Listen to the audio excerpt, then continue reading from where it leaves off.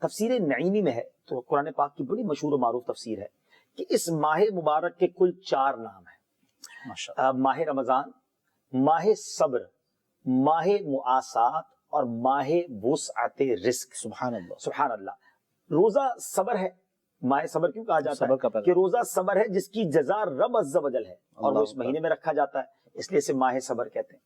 معاسات کے معنی ہے بھلائی کرنا، چونکہ اس مہینے میں سارے مسلمانوں سے اور خاص کر کے اہل قرابت جو ہیں، رشتہ دار جو ہیں، ان سے بھلائی کرنا زیادہ ثواب ہے، اس لیے اسے ماہ معاسات بھی کہتے ہیں۔ ماشاءاللہ۔